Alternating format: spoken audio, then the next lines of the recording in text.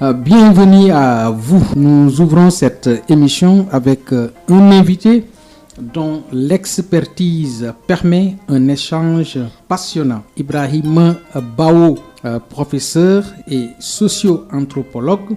Bonjour, professeur. Bonjour, M. Diouf. Merci pour l'invitation et puis mes salutations à tous les auditeurs de Océan FM. Vous pouvez ajouter quelque chose sur cette brève présentation?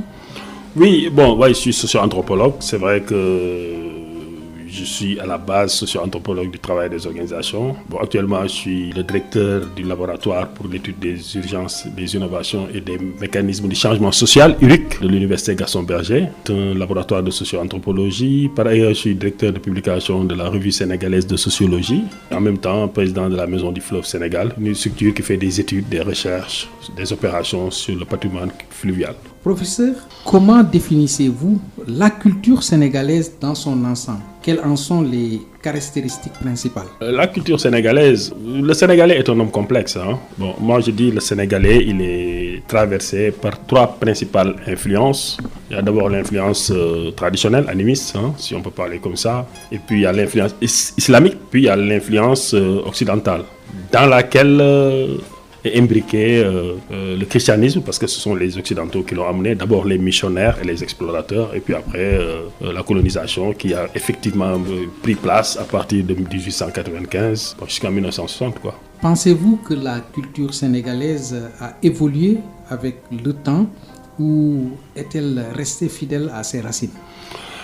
Elle a énormément évolué, même les trois influences dont je parle là aujourd'hui, on ne peut pas ignorer l'influence asiatique. Donc mes nouveaux travaux vont porter sur aussi l'influence asiatique, parce que de plus en plus on est interrelié avec la Chine, le Japon, la Turquie, etc. Il y a de plus en plus de Chinois au Sénégal et des Sénégalais qui se mélangent avec des Chinois et qui partent en Chine, etc. Évidemment, aujourd'hui on est à 96% de musulmans, 3% de chrétiens et puis 1% d'animistes. Ça veut dire que le nombre d'animistes a énormément chuté. L'islam a beaucoup progressé, même le christianisme a baissé, parce que le nombre de chrétiens en 1960 et aujourd'hui a énormément baissé. Ce qui fait que, mais il y a une ternarité des Sénégalais. Mais il y a une forte influence occidentale chez les Sénégalais, qui fait que, du fait de la colonisation, parce que nous avons un État républicain qui impose des valeurs rationalistes, mais en réalité occidentales. En même temps, les Sénégalais sont très religieux parfois, ils sont abrahamiques, donc musulmans ou chrétiens, et en plus, ils ont gardé des survivances animistes, ce qui fait que, évidemment, et puis l'urbanisation galopante fait que, comme disait Gordon Schild, un anthropologue, les traits caractéristiques de la civilisation, c'est l'industrialisation et l'urbanisation. Nos pays ne sont pas très industrialisés, surtout avec l'économie informelle, etc. Mais c'est des pays qui s'urbanisent, Qui s'urbanisent parfois de manière très désordonnée, etc. Où il n'y a que la centralité, le centre qui est organisé, etc. Ce qui fait que tout ça, et puis aussi avec l'urbanisation, il y a beaucoup d'étrangers, la ville, Il y a des comportements urbains qui font qu'effectivement, il y a une transformation de la culture sénégalaise. Et puis aujourd'hui, avec le numérique, tout ça aussi impacte vraiment les comportements des Sénégalais. Le Sénégal est un pays avec une grande diversité ethnique et linguistique. Comment cette diversité influence-t-elle la culture nationale? Elle est présente. Maintenant, c'est vrai que depuis les années 80, je pense, depuis que avec l'avènement des médias privés, et puis aussi, même sur les médias publics, il y a de plus en plus d'émissions en langue nationale. Il y a eu des tentatives dans l'histoire, de l'introduction des langues nationales. Il y a une codification des langues nationales, même si ce n'est pas très effectif, etc. Évidemment, maintenant, le problème, comme j'ai dit, c'est qu'on est dans un univers où la République va prendre le dessus sur ces diversités-là, ou bien sur ces localités-là. Mais je pense que les Sénégalais ont gardé leur langue, etc. Mais il n'y a rien qui est fait pour la préservation, pour la solidification. Moi, j'ai toujours prôné, et je disais toujours, auquel j'en veux à Senghor, il a fait 20 ans de présidence, après il est allé à l'Académie française, et malheureusement, il n'a pas fait même si je sais que dans l'histoire, il a fait des efforts, etc., mais il n'a pas créé d'académie des langues nationales, ou bien une académie des langues nationales, ou bien les académies des langues nationales. Par exemple, souvent je taquine, mais quand je discute avec des Senghoriens, je leur dis pourquoi il n'a pas créé d'académie sérère. Si je dis académie sérère, c'est pour dire les autres académies, Et ça, c'est vraiment quelque chose qui manque. Oui, c'était Bon, pas linguiste quoi, mais c'était grammairien. Ok. Bon, c'est vrai que bon, c'est le modèle de la maîtrise de la langue française quoi, le Senghor. Bon, mais moi, ce que je dis, c'est vrai que c'était un relais pour l'Occident et la culture occidentale. Il a beaucoup solidifié ça, ce qui fait que nous sommes moi je dis, on est très francisés. Bon, ça s'estompe de plus en plus, comme j'ai dit, depuis quelques années, il y a une inversion. Et les Sénégalais retrouvent leur sénégalité, leur traditionnalité, etc., leur islamité, etc. De plus en plus, on peut le voir dans beaucoup de domaines, hein. Mais c'est vrai que Senghor fait partie de ces leaders très brillants, mais qui ont beaucoup œuvré pour la continuité. Pour la continuité, quoi. Bon. Le changement dans la continuité, je peux l'appeler comme ça, ce qu'Abdou Diouf avait prôné en arrivant au pouvoir. Mais toujours est-il que les instances qui forgent le citoyen sénégalais sont des instances très occidentalisées. Tout à fait. Oui, quand même. Alors, pensez-vous que les différentes communautés ethniques sont suffisamment représentées dans les institutions culturelles sénégalaises? Bon, ça, je ne peux pas le dire. Je n'ai pas fait d'études particulières, mais je pense que c'est ouvert. Maintenant, après ça, c'est des choses, ça peut se mesurer que s'il y a une volonté politique, ou bien une volonté ethnique, je ne sais pas, de présence sur la scène. Bon, mais tel que ça se fait, je sais que, par exemple, dans les médias publics, il y a des émissions dans toutes les langues, enfin les grandes langues, quoi, les langues majeures, quoi. Dans les médias privés, peut-être il y a le Wolof et peut-être le Pulaar parfois, ou bien même il y a des radios ethniques, quoi, enfin au niveau langagier. Maintenant, je pense que c'est pas fait de manière volontaire, en sorte que la proportion de Manding, la proportion de Serer, et puis il y a globalement 6 types de Serer, il y en a plus certainement. Il y en a 12, hein? Oui, il y en a plus, mais bon, nous on dit 6 types, quoi. Hein? Okay. Bon, comme 6 types de Diola, mais nous savons que c'est plus compliqué que ça. Tout à fait. Mais c'est pour avoir une caractéristique, quoi. Okay. L'idée, c'est pas de dire, il y a les Diola représentants, les Serer représentants, donc dans les médias ou bien dans l'espace culturel, il faudrait qu'il y ait tant de Diola, proportionnel, etc. L'histoire, c'est fait que le hasard, les contingences font que, bon, tant de Diola, tant de Serer sont présents dans tel univers, ou bien ne sont pas présents. Mais je pense que c'est pas une volonté politique derrière, c'est pas une volonté ethnique derrière, quoi. Ça se fait avec, ça se fait par la sélection des instances qui sont là, quoi, les médias, les instances culturelles, etc., quoi, au hasard, quoi. Et en fonction des envies, des projets personnels, ethniques, communautaires, etc. Mais ça mérite une étude. Tout à fait. Ouais. Alors, comment les pratiques culturelles traditionnelles sont-elles perçues par la jeune génération sénégalaise aujourd'hui? Y a-t-il un fossé culturel entre les générations?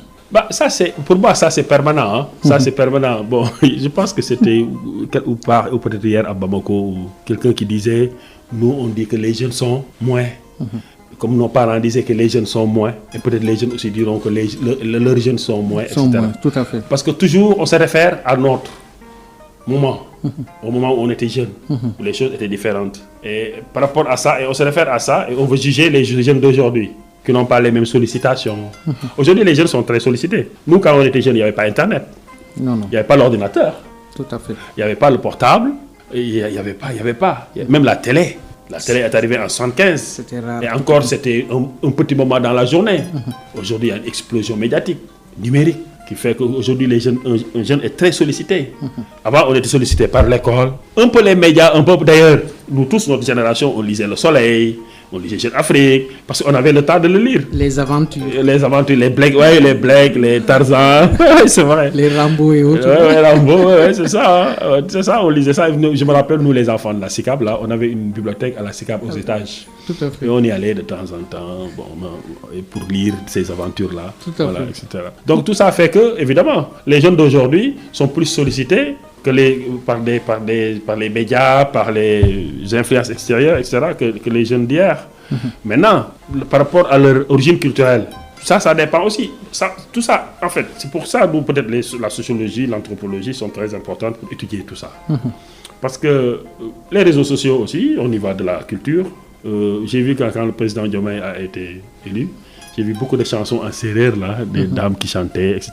Bon, ça me rappelle Yann de Kodou, quoi, etc. Bon, voilà. Moi, je pense qu'il y a beaucoup de choses qui se passe dans les réseaux sociaux, etc.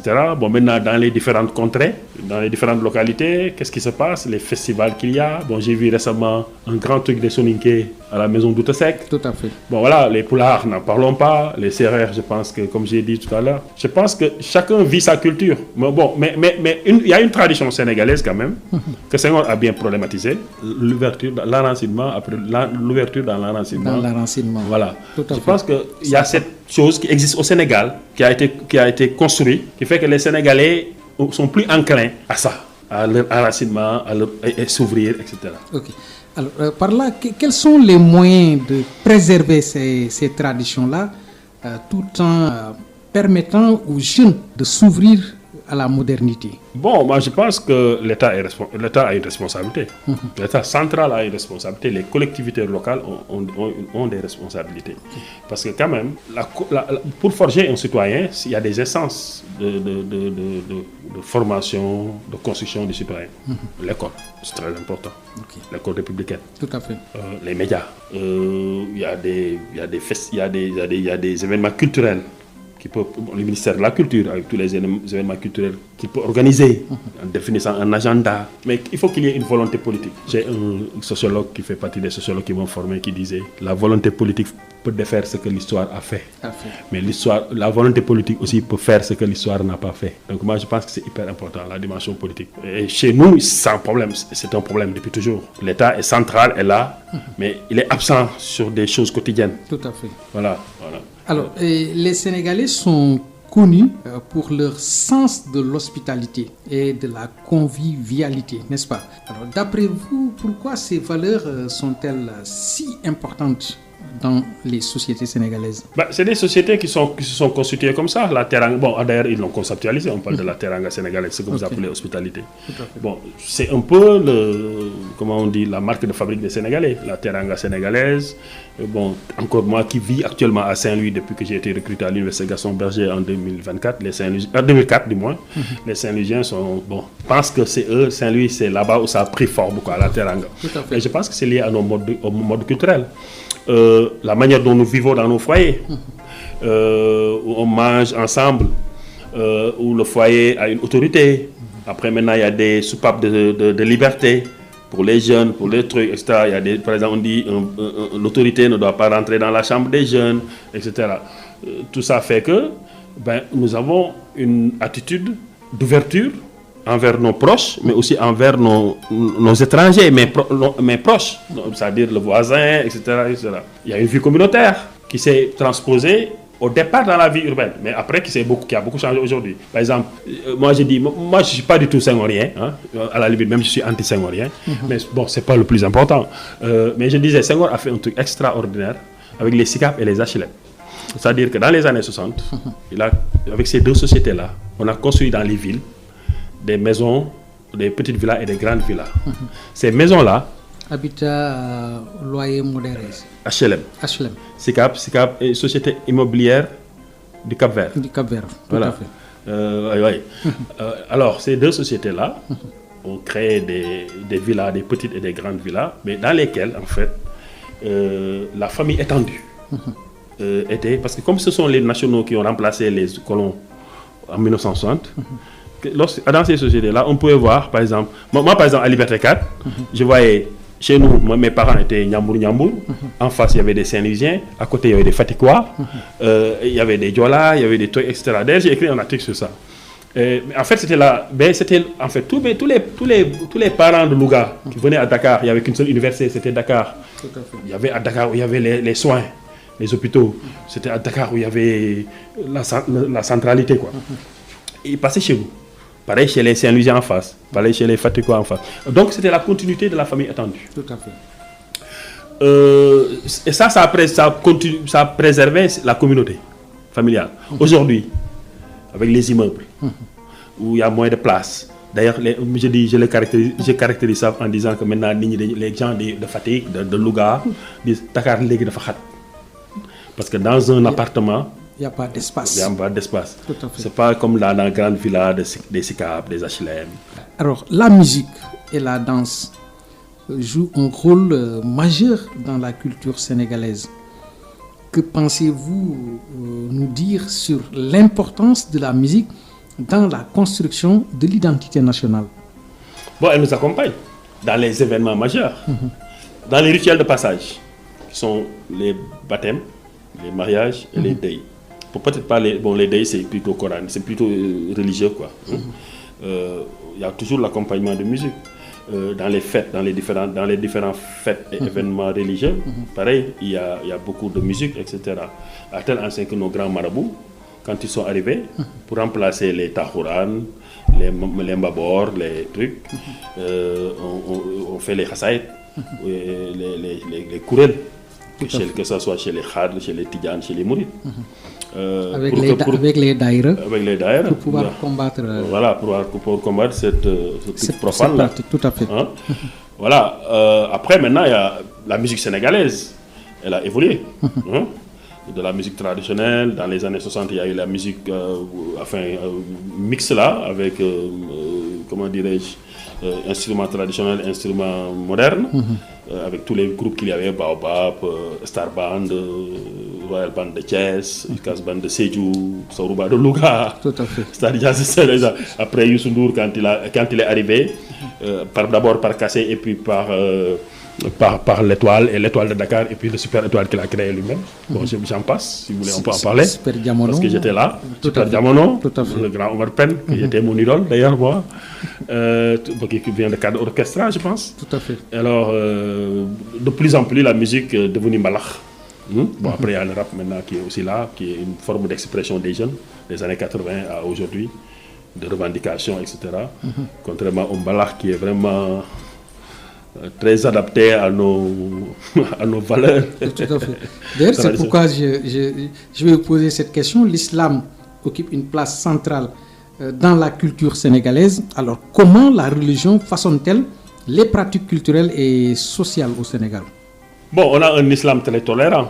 Hein? Bon, maintenant, évidemment, on a un balancement entre l'orthodoxie et comment on dit, un peu l'orthodoxie et un peu la tolérance, quoi. Bon, ce qui fait que, aujourd'hui au Sénégal, nous avons la Mouridia, la Tidjania, la Lalénia, et puis la Khadria, et puis les Ibad Rahman. Et puis, comme j'ai dit, il y a ceux qui disent qu'ils sont nulle part, qui sont avec tout le monde. Et puis, il y a même qui se disent mohammedans. Et il y a même certains membres de la classe intellectuelle qui disent qu'ils ont des obédiences asiatiques, etc. Mais le plus gros, c'est les confréries, quoi. Bon, dans les confréries aussi, nous avons ceux qui essayent de suivre les cheikhs, donc dans l'orthodoxie.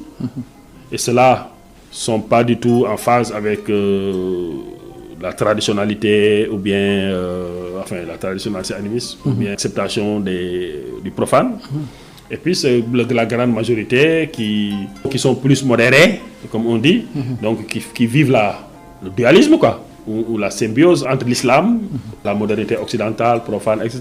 Okay. Hier, je lisais un article que je devais évaluer pour une revue littéraire à Saint-Louis. L'auteur analysait le hijab. Elle montre globalement que les femmes qui ne portent pas le hijab, souvent, c'est des femmes qui ne sont pas du tout très conscientes du texte islamique, et des hadiths, etc. Voilà. Alors, pensez-vous que la place de la religion dans la vie publique pourrait changer dans les années à venir? Bon, moi je pense que les Sénégalais sont très abrahamiques.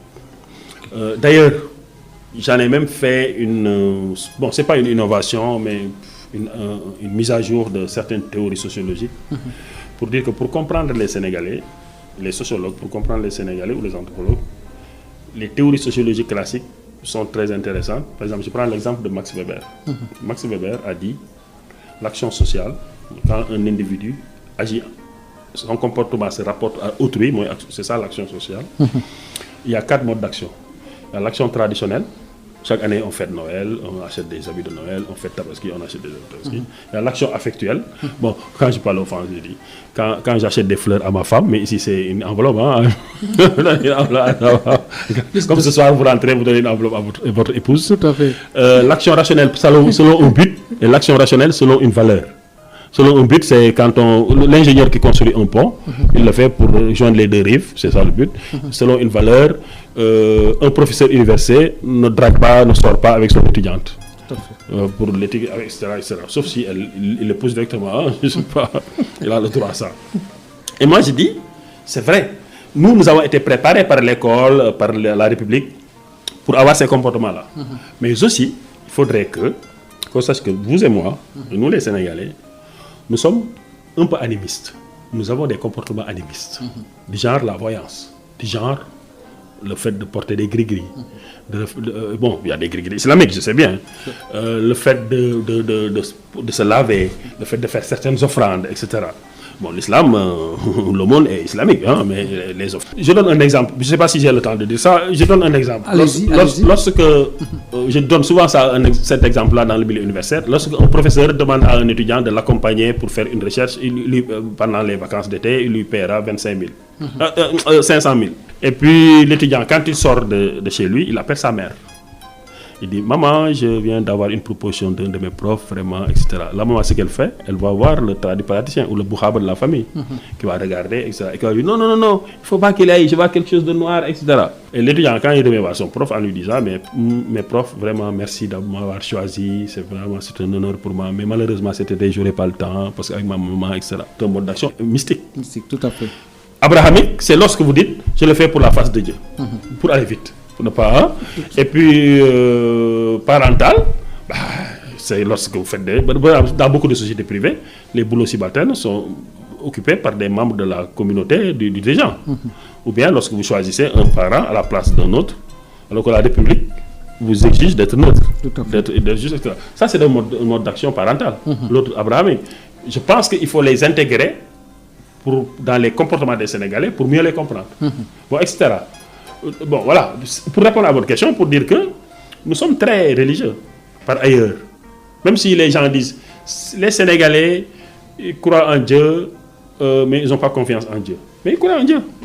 C'est des gens qui croient en Dieu. Tout à fait. Et qui ont des comportements qui se rapportent à ça. Donc, bon, maintenant, est-ce que ça va changer? Moi, je ne suis pas sûr. Parce que les confréries tiennent leurs adeptes, je pense. Et d'ailleurs, ça c'est un excellent sujet, parce que moi je dis, ça me pose moi des questions de démocratie, c'est-à-dire qu'est-ce que nous sommes démocratiques? Parce que par exemple, vous prenez le plus grand démocrate, moi je suis un grand démocrate dans l'espace démocratique, mais je suis mouride, quand mon marabout me dit de faire quelque chose, je le fais, tout à fait. Et je ne discute pas. Par contre, quand mon supérieur dans le travail me demande de faire quelque chose, je peux discuter. C'est-à-dire que dans l'espace démocratique, c'est pourquoi on n'est pas très efficace. Alors que dans les organisations religieuses, on est très efficace. Lorsque le cheikh, le Khalif général des Mourides dit, ou le Khalif général des Tidjanes dit, je donne pour ce deux, le Khalif général dit, je veux une université. Les gens font l'université. Oui. Quand le Khalif général des Tidjanes dit, on ne prie pas pendant la Covid, on ne prie pas. Tout à fait. Et pourtant, dans l'espace républicain, c'est très difficile d'avoir ça. Le Sénégal est un pays d'expression de liberté. Oui. Quel est le rôle de l'art et de la littérature dans le développement de la pensée critique et l'identité sénégalaise? Bon, je pense que ça marche bien. Hein? Moi, je pense que ça marche bien. Bon, maintenant, il n'y en a peut-être pas suffisamment, à l'instar que la France, par exemple, qui est notre pays qui nous a colonisés et qui est plus développé que nous. Mais je pense qu'il y a l'expression libre qui est quand même incubatrice de cette littérature et de l'art. Les Sénégalais sont très libres. Nous qui avons voyagé, enfin, ceux qui ont voyagé le savent. Nous sommes très libres parce que nous avons été habitués à la liberté. Vous savez, quand vous êtes un pays qui a, par exemple, si vous allez dans un pays où il y a eu la dictature ou dans un pays où il y a eu la liberté, la pensée est plus libre. Et ça se sent. D'ailleurs, il y a un grand sociologue, mais épistémologue, philosophe, Popper, Karl Popper, qui fait partie, ça fait partie de ces conditions quoi, de la pensée épistémologique, la liberté de penser. Parce que lui, il a été communiste, après il est passé libéral, donc il a, dans les régimes communistes, la liberté de penser, etc. Donc l'expression de la pensée est plus facile dans l'univers de la démocratie que dans les univers totalitaires. C'est vrai, parce que les gens sont habitués à qu'ils finissent par être ça. Et quand on va, moi je reviens du Mali, bon, les Maliens sont très proches de nous, etc. Mais nous, on est différents. L'année dernière, j'étais au Bénin. On est différents. Nous, on a une facilité, mais parce qu'on n'a jamais été contraints à taire nos pensées. Voilà, ce qui fait que ça ne nous a pas beaucoup impacté. Tout à fait. Quels sont, selon vous, les écrivains sénégalais contemporains qui façonnent cette identité aujourd'hui? Bon, maintenant, après, d'après les médias, il y a Felwine Sarr, il y a Fatou Diom, il y a Bougar, bon, je pense que ce sont les plus connus, hein. Bon, après, il y a Souleymane Bachir qui est philosophe quand même. Bon, c'est là que les médias nous vendent. Hein? Mais bon, je ne suis pas convaincu qu'ils soient les seuls. Maintenant, après... ce sont les plus en vue, quoi. Illustrés en vue, quoi. Tout à fait. Par les médias. Bon, après, bon, ils ont du talent aussi. Hein. Bon, en fait, lui, je le connais particulièrement. Je sais qu'il est talentueux. Voilà. Bon, maintenant, après, comme j'ai dit, il y a une floraison de littérature, mais ça aussi, il faut l'explorer. Tout à fait. Voilà, bon. Vous me prenez de cours, quoi. Ça veut dire que ça, il faut l'explorer, parce que c'est du sérieux. Il faut l'explorer pour voir vraiment l'ensemble des publications d'une année, des années passées, pour voir dans ces publications-là, etc. Bon, après, il y a le taux de lecteurs, etc. Mais tout ça, c'est des constructions, quoi. Mais je pense que l'art, de plus en plus, va mieux parce que les gens ont plus de moyens. Moi, je prends seulement le monde universitaire. Nous, on publie mieux parce qu'aujourd'hui, les universitaires sont plus aisés financièrement. C'est le fait qu'ils ont plus de temps à écrire que les universitaires d'il y a 10 ans, il y a 20 ans, qui très brillants, très brillants, les universitaires d'il y a 10 ans, 20 ans, 30 ans, ils sont très brillants, mais malheureusement, ils n'avaient pas assez de moyens financiers pour être distants des nécessités, pour pouvoir maintenant se consacrer à la publication. À la publication, à la recherche. Voilà, c'est ça, quoi. Tout à fait. Alors, le tourisme au Sénégal est un vecteur important de la culture. Comment le secteur touristique peut-il mieux valoriser la culture sénégalaise sans la dénaturer? Ça, c'est difficile. Moi, je travaille beaucoup sur le patrimoine. Parce que la maison du fleuve Sénégal, travaille sur le patrimoine fluvial. Et d'ailleurs, c'est moi qui donne le cours d'anthropologie du patrimoine au département des métiers du patrimoine. Mais je ne suis pas de là-bas, je viens leur donner ce cours-là. Okay. Puis bon, voilà, c'est moi qui le fais, quoi. Mais moi, je pense que c'est très complexe, hein, parce que la culture, vous savez, au Sénégal, il y a l'UNESCO, la liste de l'UNESCO. Le rêve, c'est de que ça soit inscrit sur la liste de l'UNESCO. Il y a la liste nationale, il n'y a pas de liste locale. Il y a le patrimoine des populations locales aussi, etc. Les quatre là, il faut les corréler. Tout à fait. Bon, maintenant, il y a aussi le tourisme sur lequel on mise comme rentrée de devises. Bon, la Covid nous a montré qu'il ne faut pas compter dessus, même si c'est important. Quand c'est possible, c'est très bien. Le problème des pays comme le Sénégal, c'est l'État. Il faut que l'État prenne en charge tout ça, contrôle tout ça et met en place pour mieux orienter, pour mieux préserver nos valeurs, les montrer sans les dénaturer, etc. Mieux les valoriser. Mais même pas en fonction des populations locales. Moi, je dis toujours aux étudiants de patrimoine, vous êtes des mines d'or. Vous êtes formés pour être des patrimonialistes, des spécialistes du patrimoine. Le patrimoine, le Sénégal regorge de patrimoine. Vous pouvez créer des écomusées dans n'importe quel village. Il y a des métiers pour vous. Mais arrêtez d'attendre, après votre master, d'attendre qu'on vous recrute au musée des civilisations, etc. J'aurais aimé métier du patrimoine, ingénieur du patrimoine. Des gens ingénieurs qui mobilisent le patrimoine, qui construisent le patrimoine. Parce que nos pays, nos villages, nos villes sont de patrimoine. Très riches en patrimoine. Ouais, très riches en patrimoine. Vraiment. Quels sont les pratiques ou sites culturels les plus représentatifs que vous recommanderiez à un touriste souhaitant découvrir le vrai Sénégal? Moi je suis un anthropologue, hein? Donc je suis anthropologue, donc je suis pas comment on dit, un militant. Bon, maintenant, oui, je pense que le Sénégal est un beau pays, riche, qu'il faut essayer de comprendre. Maintenant, quand on est touriste, on est dans un programme, etc. On est dans l'urgence, etc. Il faut aller vite, etc. Maintenant, le Sénégal, c'est Dakar, avec tous les sites qu'il y a, les musées qu'il y a, les différents coins qu'il y a, religieux, etc. Il y a les îles du Saloum, il y a la Casamance, il y a Saint-Louis, il y a Tambacounda, Kédougou. À l'intérieur du pays. Il y a à l'intérieur du pays, le Saloum, les îles du Saloum. Les îles du Saloum, j'aime bien aller en Nangan. Tout à fait. Voilà, tout ça c'est... Bon, maintenant, ça, c'est les sites qui ont été mis en avant pour le tourisme. À côté de ça, il y a la vie quotidienne des Sénégalais. Et dans chaque village, dans chaque ville, il y a des trucs à découvrir, à comprendre. Tout à fait. Mais ça, c'est un tourisme culturel plus anthropologique. Mais ça, c'est bon. Ça, c'est à construire. Bon, après, maintenant, il y a aussi le développement du tourisme des Sénégalais. C'est-à-dire qu'il faut d'abord faire les choses pour les Sénégalais. Parce que moi, je dis souvent aux étudiants de patrimoine que vous êtes au cœur des identités sociales et culturelles sénégalaises. Ce que vous faites est précieux. Quand vous me parlez du Khoy, quand vous parlez du Bantissé, du Ndeup, tout ça, c'est des choses à mettre en valeur, pour à ethnographier, pour sauvegarder déjà, etc. Et puis à mettre dans un musée, etc. Ou bien dans un événement culturel. Et c'est à vous de le construire. Donc on est un pays qui regorge de potentialités culturelles, touristiques. Okay. C'est vrai. Le cinéma sénégalais a fait ses preuves sur la scène internationale avec des figures comme Ousmane Sembène. Où en est le cinéma sénégalais aujourd'hui? Il n'est pas en bonne santé par rapport à ce qu'on a vu dans l'histoire. Bon, déjà, ça aussi c'était le mérite de Senghor. Surtout avec la SIDEC. Avec la SIDEC. Les salles de cinéma dans les villes, dans les différentes villes du Sénégal. Tout à fait. On pouvait aller voir le cinéma. Il n'y en a plus. Maintenant, il y a des trucs privés qui ne sont pas nombreux d'ailleurs. Et puis, il y avait une production nationale. Les Ousmane Sembène, les Diop Mambéty, les Djibril, non, Tamsir Niane, je pense que lui, il n'était pas cinéaste. Bon, voilà, il y avait beaucoup de cinéastes, et puis il y avait une volonté, quoi. Et puis même le théâtre avec Tarek Koch, Diamono Itay, tout ça pouvait tout ça pouvait passer au cinéma. Donc maintenant il y a eu une perdition, et puis il y a une renaissance là, depuis quelques années. Mais ce que j'ai constaté, c'est que il y a de la création, surtout au niveau du théâtre. Mais je vois que souvent, il y a des pièces de théâtre qui sont jouées à la télé et qui n'ont pas été écrites du début à la fin. Une fois, j'ai rencontré un grand... Ça n'a pas été scénarisé? Même écrit.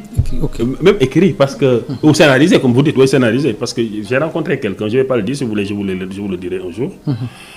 Avec qui je devais faire avec une télévision privée une biographie. J'aime beaucoup les biographies, etc.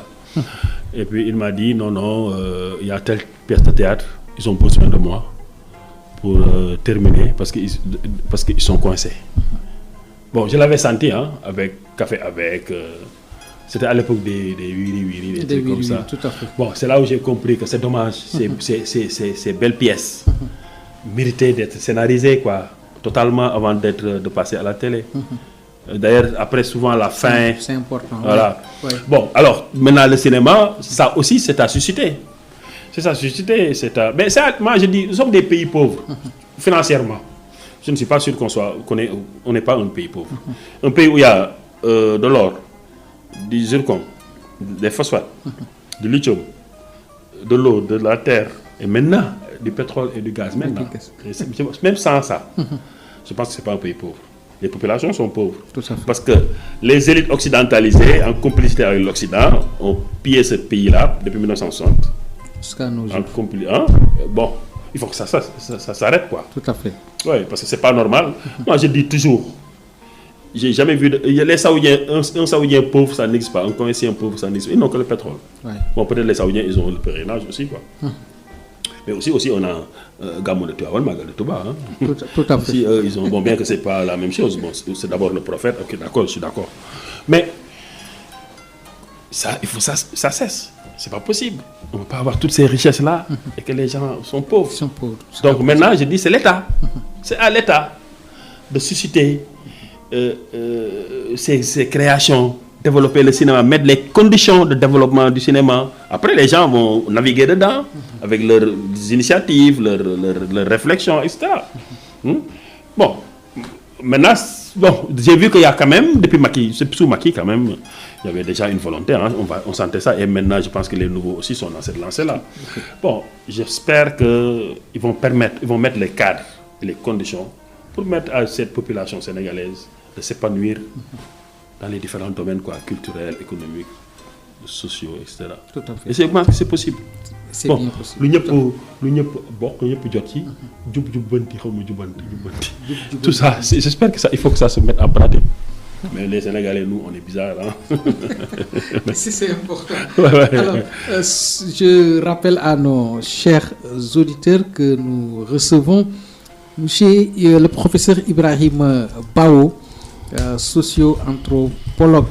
Alors, Monsieur Bao, on va parler sur le travail, l'emploi et l'entrepreneuriat. Le chômage des jeunes est un problème majeur au Sénégal. Alors, quelles sont, selon vous, les causes principales de ce phénomène?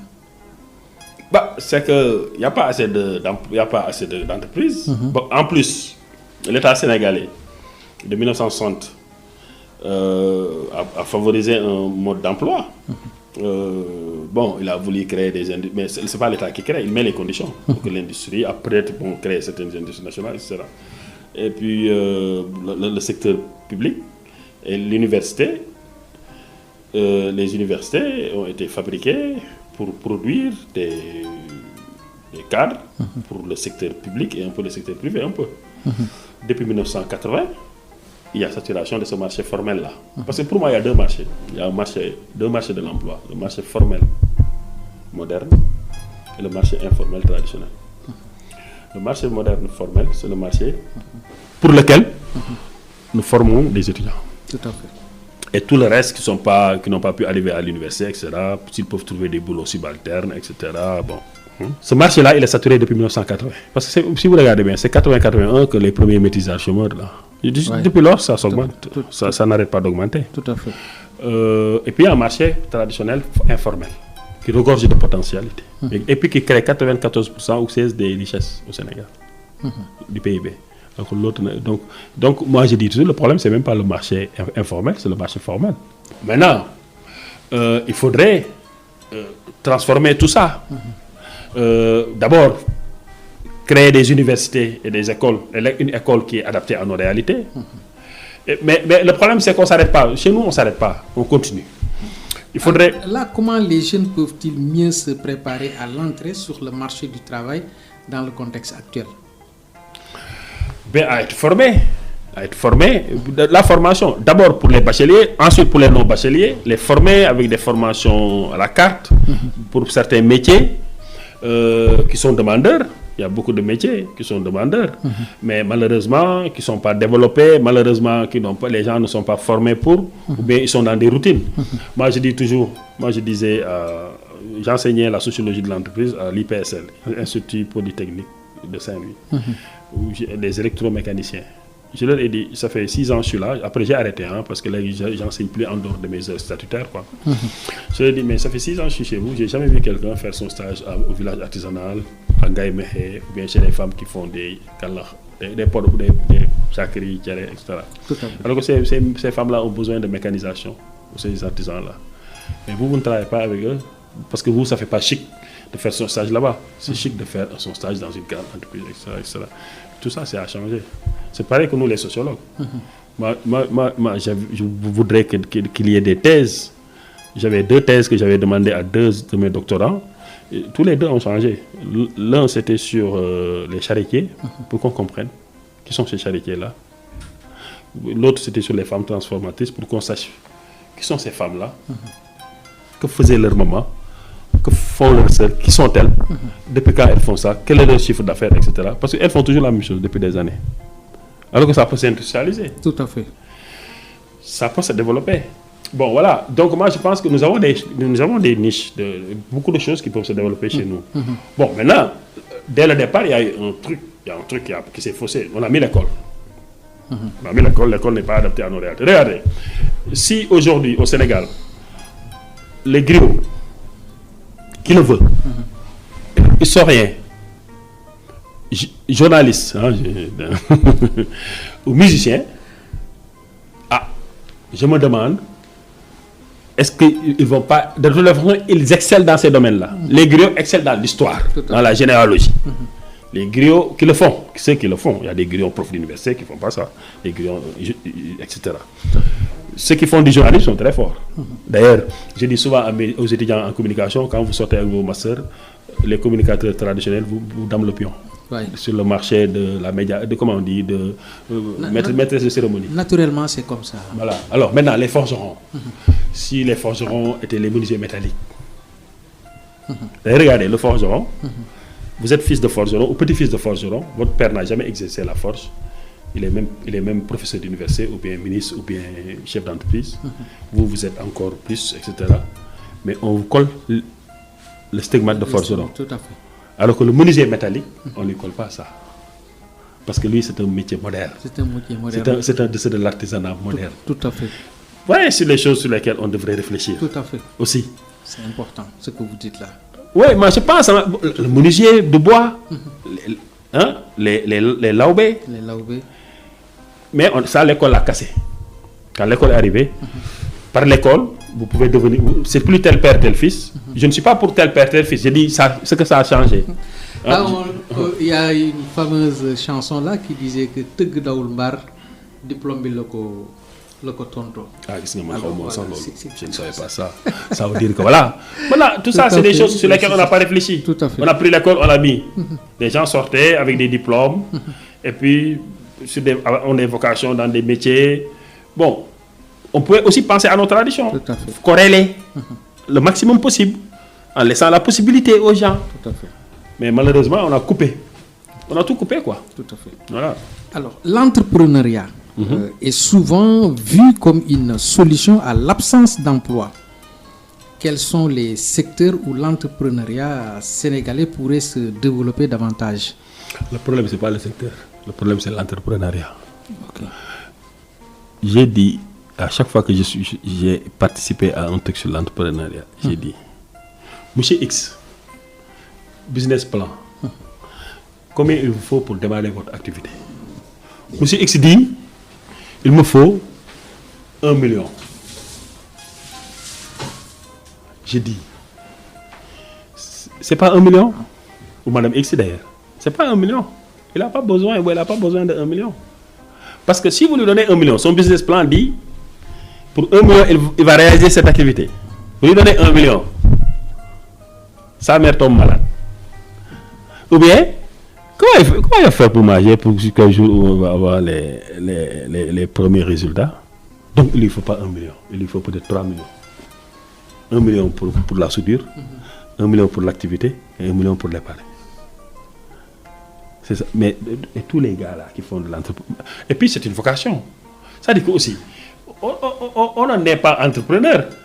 On ne devient pas entrepreneur qui veut.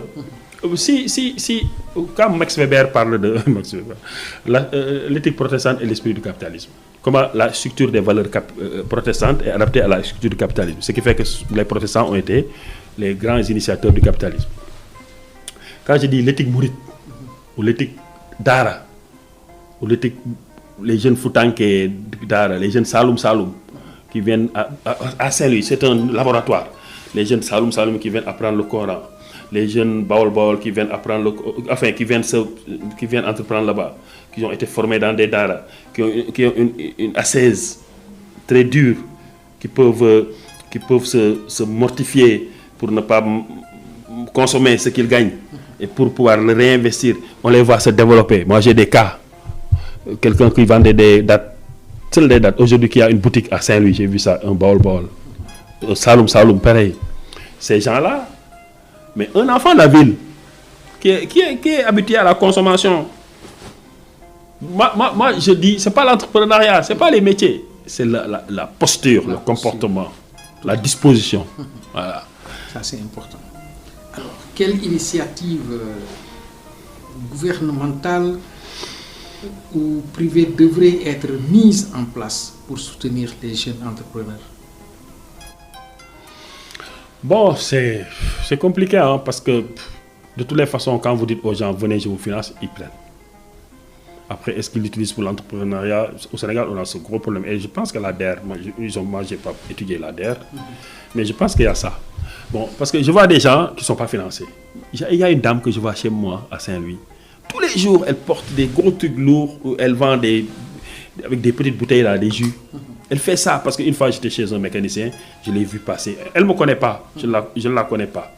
Je dis souvent à ma femme, qui est la coordonnatrice de la mission locale pour l'emploi et l'entrepreneuriat de Saint-Louis, cette femme-là, elle mérite d'être forte. Ici, celle-là, si tu la formes, parce que celle-là, avec ce truc qui est lourd, ces trucs lourds qu'elle porte, tu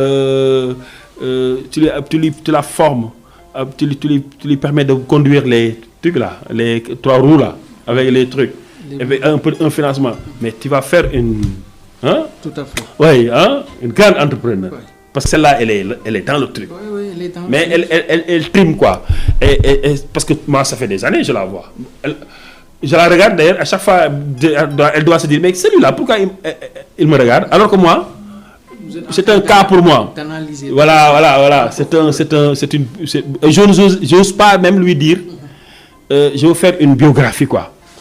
Mais je pense que je vais finir par le faire. Ouais. Le Sénégal est l'un des pays africains qui connaît une croissance économique régulière. Cependant, cette croissance ne semble pas se traduire par une amélioration significative des conditions de travail. Pourquoi, selon vous? Parce que je pense que les politiques l'ont dit, hein, c'est parce que tout simplement la plupart des entreprises qui gagnent beaucoup d'argent ne sont pas des entreprises sénégalaises. Les banques, tout ça, il y a très peu de banques sénégalaises, les entreprises là sont souvent des entreprises étrangères. C'est normal, les bénéfices sont investis à l'étranger. Les pays d'où viennent ces entreprises-là. Maintenant, il faut un bon tissu économique sénégalais. Bon, moi, je ne suis pas...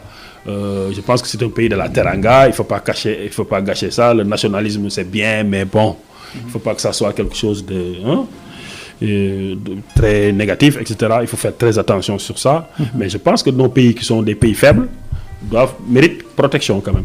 Méritent protection mesurée pour que les richesses qui se produisent puissent aussi une bonne partie rester ici. Ok. Moi, je pense. Est-ce une question de mauvaise répartition des ressources ou de la qualité de l'éducation et de la formation professionnelle? Le tout. Okay. Le tout, parce que, est-ce que nous, on n'a pas de politique de répartition des revenus?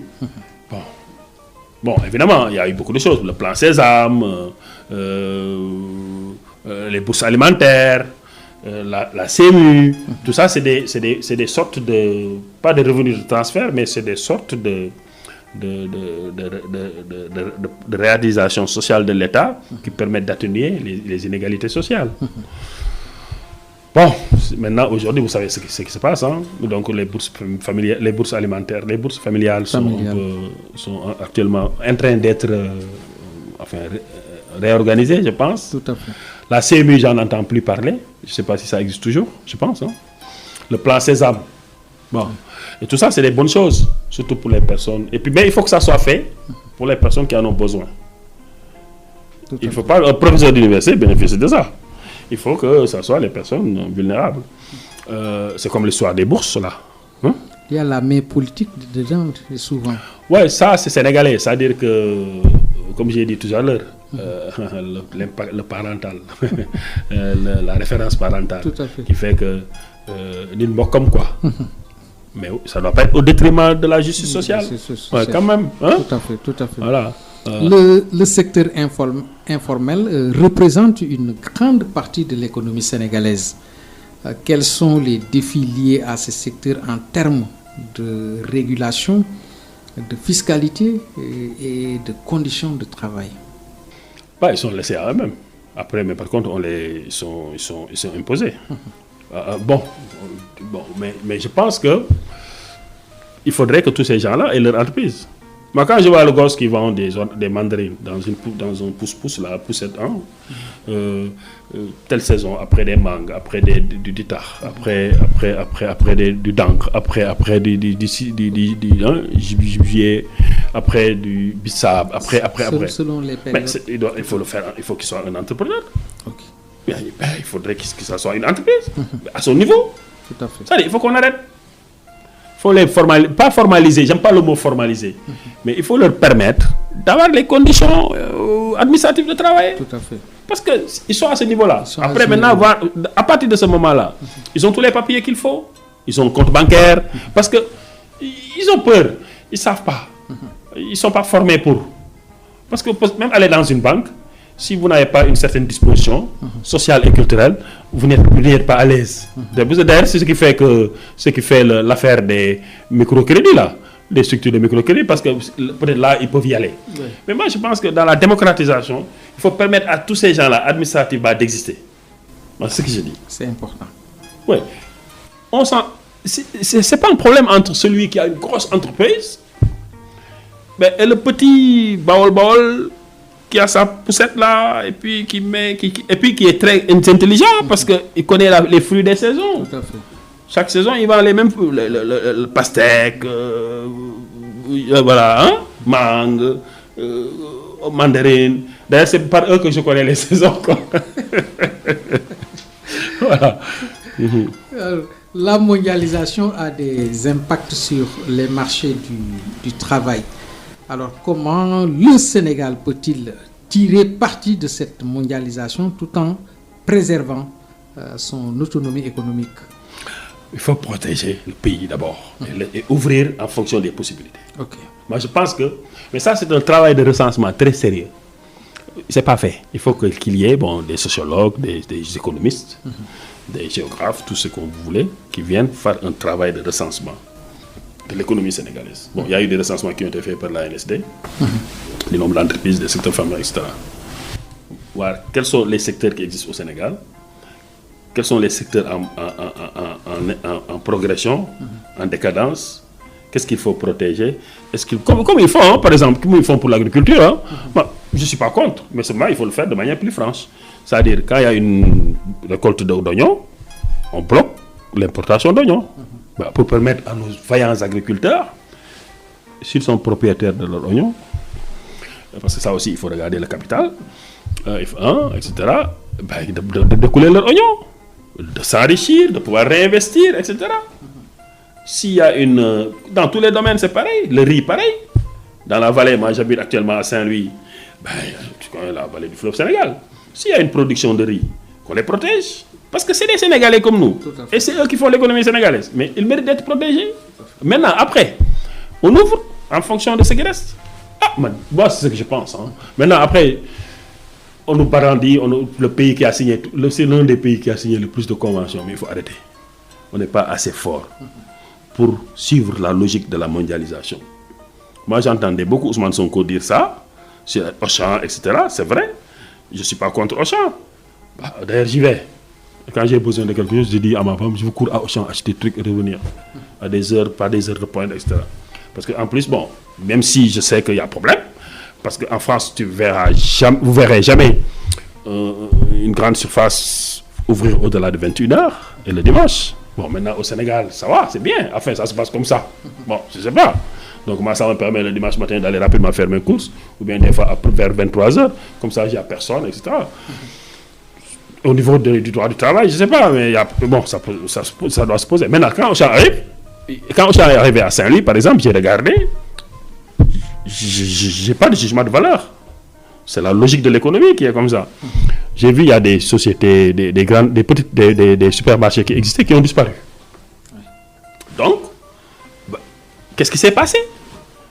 On n'a pas d'informations. Même moi, je n'ai pas fait l'enquête, etc. Parce que j'ai plein de choses à faire, quoi. Mon travail d'enseignant-chercheur m'oblige à faire beaucoup de choses. Que des fois, il y a des choses que je voudrais bien regarder, mais que je ne peux pas. Mais tout ça mérite d'être mis au clair et gardé, qu'on ait de l'information, que ça soit documenté.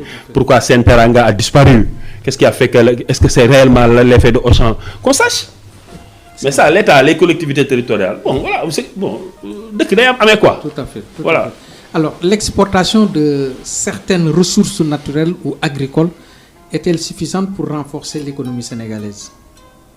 On ne doit pas exporter des ressources naturelles, on doit les transformer ici. Et ça, je suis en connivence avec les idées de Ousmane Sonko. Il faut arrêter 1960-2025. On continue à exporter des produits agricoles et des ressources naturelles. On les transforme, on nous les ramène. Non, il faut arrêter. Il faut arrêter. Il faut arrêter. Non, ça, il faut arrêter. On doit changer de paradigme. Oui, vraiment. Tout à fait. Mais il faut l'arrêter, ça.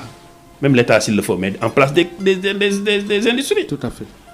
De transformation. Bien, des unités de transformation. D'ailleurs, ça booste même l'emploi. Hein. C'est important. Ben oui. Tout à fait. Il y a un jeune là, que je viens de découvrir, qui a regroupé des femmes et qui font des araw, des tchakri, des araw pour l'art, araw pour tchakri, et voilà, je pense que c'est ça, et du tchéré. Mais de qualité. J'étais impressionné. Mais il les a, bon, lui, il a des moyens, il les a regroupés, etc. C'est quelqu'un de très intéressant. Voilà. Et ça marche. Il y a tellement de talent, mais inexploité. Oui, ou bien aider, pas aider quoi. Il faut les aider. Il faut les aider. Il faudrait des explorateurs de l'État, des gens avisés comme vous quoi, qui exploreraient dans chaque contrée, des gens qui sont avisés pour explorer les talents, les niches, pour pouvoir permettre à l'État de s'appuyer sur ces gens-là. L'ADER c'est très bien. Je ne suis pas contre, mais bon, je pense que on ne peut pas susciter l'entrepreneuriat en disant venez je vous finance. Je pense. Ouais. Il faut aller sur le terrain. Ouais. Tout à fait. Le secteur agricole reste un pilier de l'économie sénégalaise. Alors, quels sont les défis auxquels l'agriculture fait face aujourd'hui et comment la modernisation de ce secteur pourrait-elle créer des emplois durables? Bon, ça aussi, il y a plusieurs choses. C'est certainement un secteur qui peut créer beaucoup d'emplois. Ça, c'est vrai. Maintenant, il y a beaucoup de contrées où les jeunes sont partis. Et on ne s'improvise pas agriculteur. Et c'est un métier très difficile. Parce que aussi, le retour vers l'agriculture, qui retourne vers l'agriculture? Les anciens agriculteurs ou les citadins, les trucs? Non, il faut faire attention. Ça aussi, il faut qu'on nous dise. Tout à fait. Parce que beaucoup de jeunes sont partis. Moi, j'ai entendu récemment à la radio un village où les gens disaient que tous les jeunes sont partis. Les champs sont là, etc. Qui il faut faire revenir? Est-ce que ce sont les enfants d'agriculteurs? Parce que moi, je me vois mal être agriculteur. Moi, j'ai un cousin qui me dit mais Pao, tu devrais t'investir dans l'aviculture. Je dis, moi, je ne suis pas agriculteur. J'ai ni les moyens, ni les dispositions pour être agriculteur. Tout à fait. Si tu veux m'aider, prie pour moi pour que j'ai assez de contrats de recherche, de projets, etc. Moi, je suis un socio-anthropologue. Je ne peux travailler que dans la socio-anthropologie. Je pense que ça, c'est derrière moi. Voilà, pour dire. Et ça, je pense que l'agriculture, oui, c'est une de nos chances, c'est une de nos forces. Mais il faut relancer l'agriculture là où c'est possible. Avec des gens qui ont les dispositions et les vocations. Tous ces jeunes-là qui sont nés dans les villes, qui n'ont jamais eu un rapport à l'agriculture, ils peuvent aller en Espagne dans l'agriculture, et c'est une infime partie, parce que c'est en Espagne, etc. Mais je pense qu'au Sénégal, c'est difficile d'en faire des agriculteurs. Tout à fait. Voilà, maintenant, moi, comme j'ai dit, un jour, un étudiant m'a posé la question dans un cours en me disant, mais monsieur, qu'est-ce que vous pensez de Barça ou Barça? Je dis ce que j'en pense. Si je vous le dis, vous allez être choqué. Moi, je pense que personne ne fait rien, parce que si les jeunes meurent, les jeunes Sénégalais, mais les jeunes Français, Chinois, etc. vont venir. Donc, personne ne va... Vous savez, si nous, les Sénégalais, ou les Africains, si nous ne conscientisons pas nos jeunes, si nous ne prenons pas le temps et l'effort de dire à nos jeunes, hey, restez ici. Parce que s'ils meurent là, dans la mer Méditerranée, là, mais vous savez, le Sénégal, là, les Chinois vont venir, les Français vont venir, et puis c'est nous qui perdons. Tout à fait. Voilà, donc, ouais. Tout à fait. Voilà. Est-ce que l'agriculture durable a un avenir au Sénégal? Oui, mais il faut la construire. On n'est pas durable. Hein. On est très pollueur, très, très destructeur quand même. Dans tous les domaines. Hein. Okay. Je sors d'une conférence sur l'eau à Saint-Louis. Je dis, mais c'est un pays qui a beaucoup d'eau, le Sénégal. Ouais. Mais par contre, c'est la technicité qui pose problème. Pour la rendre potable et l'acheminer dans les foyers, etc. Mais nous la détruisons. Au Sénégal, jusqu'à présent, personne ne dit rien. La fosse est pleine, on creuse et on met. Mais les eaux souterraines, là, il faut les préserver. Ça, je parle de l'eau, mais dans l'agriculture, c'est pareil. Tout à fait. C'est-à-dire qu'une agriculture durable, c'est possible. Mais ça, il faut une formation sans violenter. Parce que aussi, il y a un autre problème que j'ai découvert avec les mémoires des étudiants. Nos agriculteurs sont submergés d'innovation. Les ONG, les programmes d'État, les programmes des organismes internationaux, ils sont submergés d'innovation. Ça a l'air apathique d'ailleurs, je pense. Et ça, il faut faire attention à ça. Il faut lutter contre. Oui. Tout à fait. Ku jóg rek indi sa programme. L'État doit contrôler ça, maîtriser ça. Ici, c'est chez nous. Ils font entrer des devises. Oui, mais des devises, quel est l'impact? Est-ce que vous avez vu l'impact? Moi, je pense qu'il y a beaucoup de théories, quoi. Hein? Mais moi, j'y crois pas. Mais je fais partie des minorités.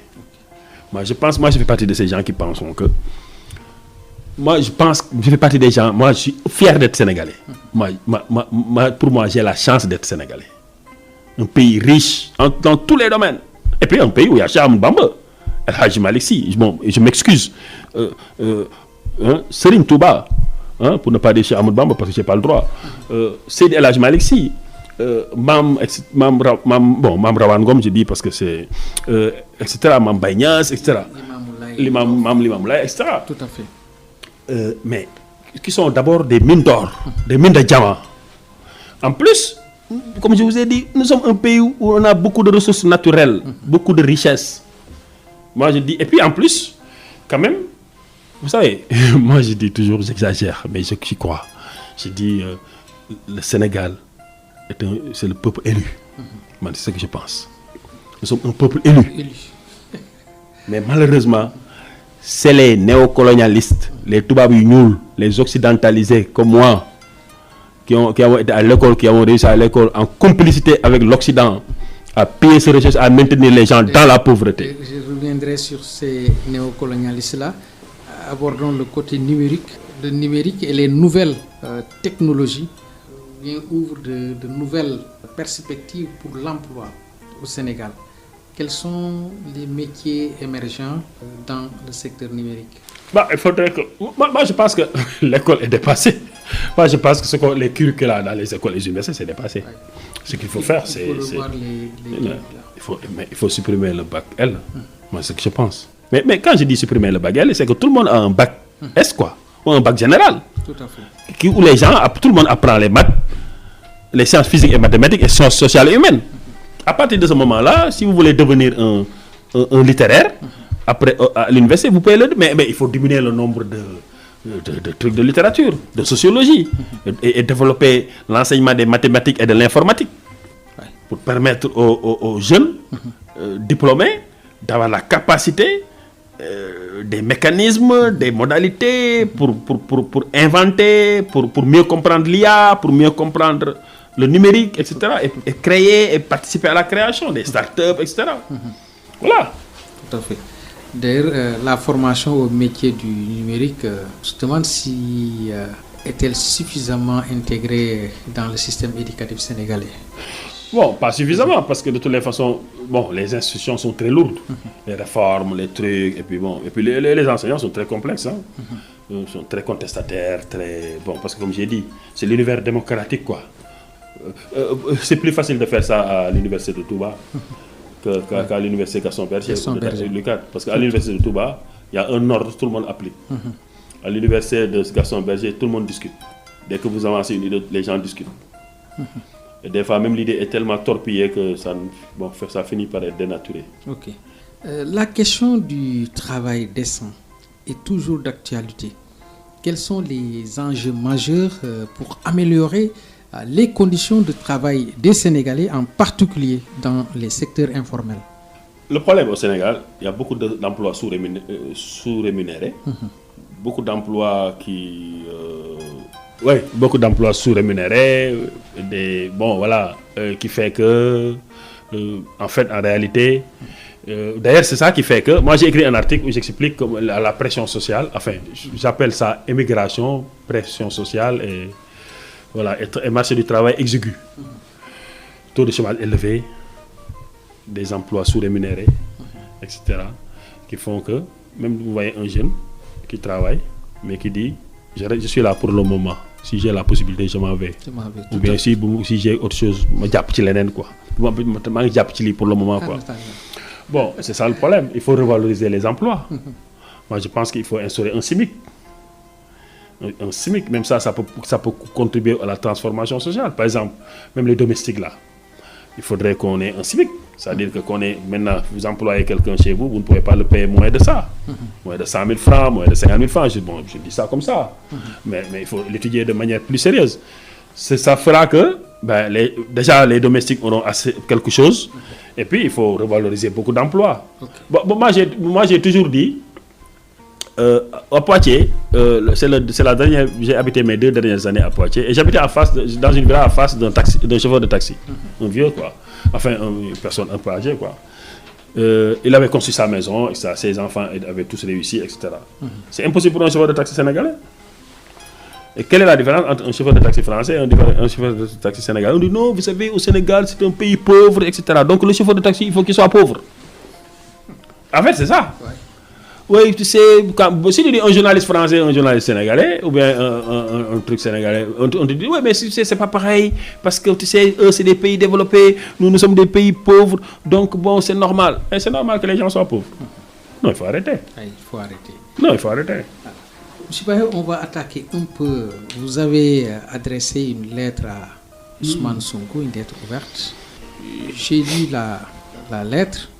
Alors, dans quelle mesure les ingérences étrangères ont-elles contribué au renversement, au assassinat de dirigeants africains tels que Patrice Lumumba, Thomas Sankara ou Mohamed Kadhafi, pour ne citer que ces exemples-là? Bon, dans cette lettre-là, j'avais écrit une première lettre où j'attirais l'attention du président de la République, Bassirou Diomaye Diakhar Faye, et du premier ministre Ousmane Sonko sur certaines choses telles que la sénégalité, la constitution, les langues nationales, le français, etc. Les références sénégalaises dont j'ai parlé tout à l'heure. Et puis là, c'était une deuxième lettre que j'adressais à Ousmane Sonko, parce qu'en fait, moi j'aime beaucoup Ousmane Sonko. Je pense que dans le champ politique, c'est celui qui est le plus proche de moi, de mes idées. Et je pense que pour moi, c'est bien qu'il soit là, que Diomaye soit élu. Maintenant, j'ai dit attention, le fait d'être élu ne veut pas dire victoire. C'est-à-dire, parce que le néocolonialisme est très puissant. Parce que si Ousmane Sonko si le premier ministre Ousmane Sonko et le président Diomaye réussissent, pour le néocolonialisme, ça sera une grande défaite. Parce que l'Afrique risque de basculer. Et donc, ils vont tout faire pour les faire échouer.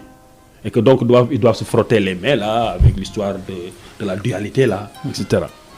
Parce que Thomas Sankara, Patrice Lumumba, quand je parle de Patrice Lumumba, j'ai presque envie de pleurer. Bon, Thomas Sankara, c'est encore plus fort pour moi. Et puis, même Kadhafi. Parce que je me rappelle, quand j'ai vu Patrice Lumumba fuir, les gens lui tapaient dessus. Cette image, c'est insupportable pour moi. Voilà. Thomas Sankara, c'est vraiment, pour moi, c'est... Bon, si Thomas Sankara était vivant, peut-être aujourd'hui, je serais au Burkina. Parce que je voulais faire un DSS, l'équivalent des Master Pro, pour aller rejoindre Thomas Sankara à la Révolution. À l'époque, j'étais encore à Lyon. Je faisais mes études, quoi. Et puis, quand il est décédé, j'étais découragé. Je suis tombé malade. Et puis j'ai changé, j'ai fait un doctorat, quoi. Et bon, ce qui fait que je suis devenu ce que je suis devenu. Bon, alors, donc je dis à Ousmane Sonko, mais monsieur le Premier ministre, vous êtes un brave type. Je prie pour vous, pour que vous réussissez. Mais attention, élimination physique, parce que pour le néocolonialisme, Ousmane Sonko est un danger. Ouais. Et le néocolonialisme, le problème, c'est pas l'Occident, c'est les relais qui sont ici. Et qui sont en train de le fatiguer d'ailleurs. C'est pourquoi je lui dis, tenez debout, monsieur le Premier ministre. La fraude néocoloniale s'est levée et elle ne s'arrêtera pas. Elle va vous fatiguer. Mais tenez debout. Et sachez qu'il y a des gens comme moi, dans notre coin, qui vous soutiennent. Moi, je prie pour Ousmane Sonko. Et malheureusement, je ne le connais pas. Il ne me connaît pas. Bon, j'ai écrit 2 lettres quand même dans la presse, Sud, qui est passée sur Sud Communication, Sud, etc. Et je l'ai fait passer dans ma page Facebook. Voilà. Bon, après... J'ai passé aussi dans Ndar Info, parce que le directeur de Ndar Info, Cheikh Sadibou, est un ami, je fais passer, etc. Bon, j'ai pas eu de réponse, personne ne m'a... J'ai rien eu. Bon, en tout cas, moi, j'ai fait mon devoir de dire ce que je pense. Je suis proche de mes idées de Ousmane Sonko. J'aimerais défendre Ousmane Sonko. Je suis prêt à défendre Ousmane Sonko, à l'aider, à ma petite contribution. Je n'ai pas la prétention de participer. Et puis, c'est un effort national de construction de la souveraineté, etc. Maintenant, c'est pas gagné. Et d'ailleurs, ce qui se passe aujourd'hui le montre. Et c'est pas fini. Parce qu'ils vont tout faire pour que ça échoue. Nous aussi, nous devons tout faire pour que ça réussisse. Pour que ça réussisse, tout à fait. C'est ça l'enjeu. Et moi, je suis prêt. Mais bon, voilà. Je suis un talibé de Serigne Touba. J'attends tout de Serigne Touba. Bon, voilà. Comment les mouvements actuels qualifiés de fronde néocoloniale se relie-t-il aux héritages politiques laissés par ces figures et en quoi diffère-t-il des luttes anticoloniales du XXe siècle? Bon, c'est une lutte particulière. Le Sénégal a une tradition de démocratie. Où quand même, le président Diomaye et le premier Ousmane sont arrivés au pouvoir par les élections. Contrairement à ce qui se passe au Mali, en Guinée et au Burkina, où quand même c'est des révolutionnaires qui ont pris le pouvoir et qui essayent de mettre en place de la souveraineté. Moi, je reviens du Mali là. Je suis arrivé hier. J'étais en colloque sur les savoirs endogènes d'ailleurs. Bon, ils sont dans ces problématiques-là. Mais ce que j'ai vu au Mali me rassure. Et j'ai dit à mes amis maliens, qui sont proches du président, Assimi Goïta, mais dites-lui de descendre sur le terrain, de construire le pays, comme les Israéliens l'ont fait, comme Thomas Sankara a voulu le faire. Arrêtons l'argent. Moi, je suis venu pour le colloque parce que les gens disaient, pourquoi tu vas au Mali? J'ai dit, je vais au Mali. Parce que mes collègues m'ont dit, viens, il n'y a rien. Et puis, il n'y a rien. Donc, j'ai fait 5 jours au Mali, où on venait me chercher à l'hôtel, m'amener au colloque, etc. Je n'ai rien vu que les gens vivent. Mais seulement, il y a le néocolonialisme. La France est retirée en amenant la Suède et la Danemark. Mais l'Union européenne est là-bas. Et ils font tout pour leur barrer la route, comme ils vont tout faire pour barrer la route à Ousmane Sonko. Mais le problème, c'est les relais nationaux. Les Sénégalais qui ont des intérêts dans le néocolonialisme, je vous ai dit tout à l'heure, c'est nous les Sénégalais, les Toubabioul, les occidentalisés, et même parfois les gens qui ont intérêt à ça, qui construisent en connivence avec l'Occident et les organisations occidentales, les institutions occidentales, pour piller nos ressources au détriment des populations. Et que Ousmane Sonko veut mettre un terme à ça. Et c'est très bien. Je pense qu'on a le droit quand même de disposer de nos ressources. Tout à fait. Oui. Quel mécanisme concret, politique, économique, sécuritaire, permettent encore aujourd'hui à des puissances étrangères d'influencer la stabilité ou la souveraineté d'États africains malgré les changements de leadership?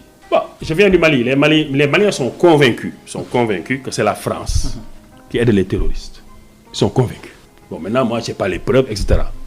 Bon, chez nous, c'est pas ça. Chez nous, c'est peut-être les portes d'entrée.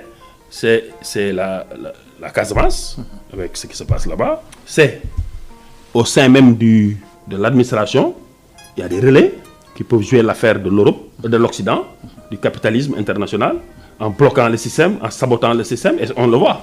Et en créant la bisbille entre le président Diomaye et le premier ministre Ousmane Sonko. Parce que notre intérêt, c'est que le président Diomaye et le premier ministre Ousmane Sonko soient ensemble et fassent les choses ensemble et réalisent le projet. Mais pas cette division-là, qui ne sert à rien et qui nous fait perdre du temps, alors qu'il y a des urgences. Et les Sénégalais n'en ont pas besoin, sérieusement. Oui. Alors, monsieur Bao, professeur, nous arrivons au terme de cette émission. De tout dernier mot. Je vous remercie parce que vous m'avez fatigué avec des questions très pertinentes, très difficiles. Voilà, donc je vous encourage dans cette dynamique parce que je trouve qu'il faut faire parler les Sénégalais avec leurs différentes compétences et leurs différentes convictions. Donc c'est très bien cette idée de faire parler des gens qui sont experts parfois dans des domaines. Tout à fait. Ou bien qui ont amassé un certain nombre de connaissances dans des domaines ou dans un domaine et peuvent venir partager ça avec vous et avec les auditeurs et donc avec les Sénégalais. Tout ça contribue à la construction de notre État. Et de ce point de vue-là, je vous en remercie et vous félicite.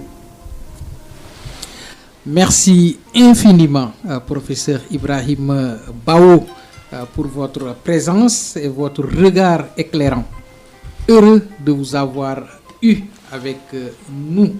Merci au directeur de la radio Océan FM, M. Abdoulaye Diop, et à nos chers fidèles auditeurs. Merci à la régie avec Massaï.